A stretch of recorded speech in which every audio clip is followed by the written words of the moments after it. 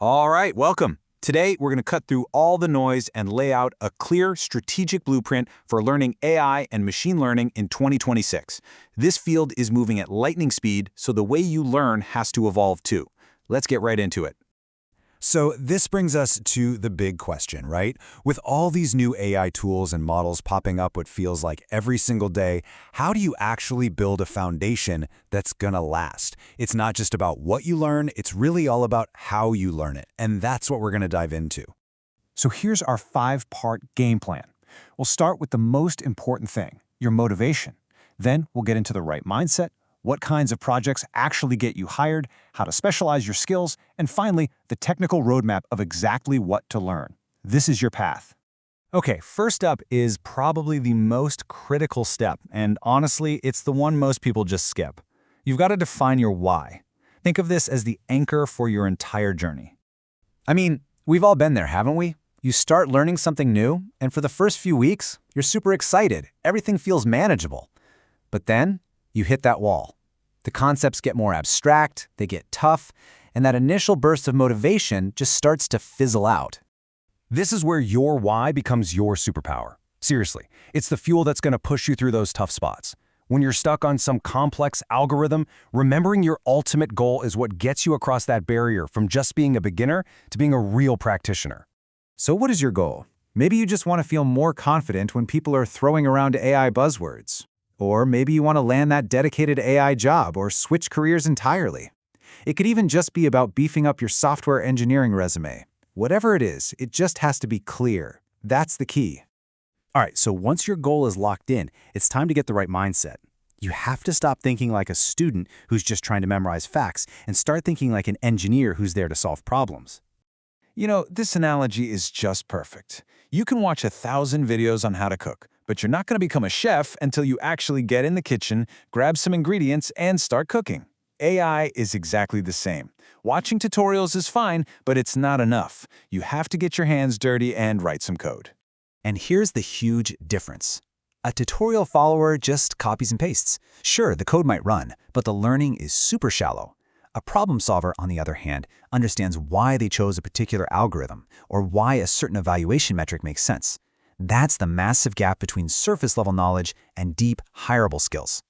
This leads us right into our third section, building projects. But here's the thing.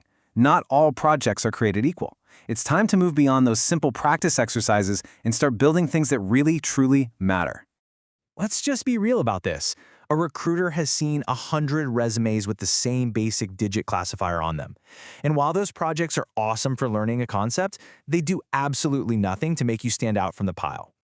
Just look at the difference here. A digit classifier? Fantastic for practice. But an AI-powered attendance system for your college? Now that's an end-to-end project that solves a real, tangible problem. That's what makes a recruiter stop and pay attention. So here's your target. You don't need 10 projects. Don't spread yourself so thin. Instead, focus your energy on building at least 2. Just 2. High-quality, impressive, real-world projects that you can talk about inside and out. It's all about quality over quantity, always. Now let's get even more strategic. It's not just about building impressive projects, it's about building the right projects for the specific industry you want to get into. So take a look at these sectors: fintech, e-commerce, medical, social media. If your dream job is in fintech, well then a project related to finance is going to make you an immediately relevant candidate. It really is that simple. You want to tailor your work to your ambitions. And then, looking a little further down the road, say after 2 or 3 years in the field, you should really aim to develop a deep specialization. Whether it's NLP, that's natural language processing, all about text, or computer vision for images, or the hot new thing, Gen AI, becoming a true expert in one of these domains will massively increase your value. Okay, we've covered the whole strategy. The why, the mindset, the projects, the specialization. So for the final piece of the puzzle, let's lay out the concrete technical roadmap. What do you actually need to learn? So here's the path, and listen, the order here really matters. You kick things off with a solid programming foundation in Python and OOP, that's object-oriented programming, which is just a smart way to structure your code. Then you learn to handle data, because AI is nothing without data. Only then do you dive into the machine learning algorithms. And finally, you learn to actually deploy your models so the world can use them. You gotta follow this progression. And this right here is your essential toolkit.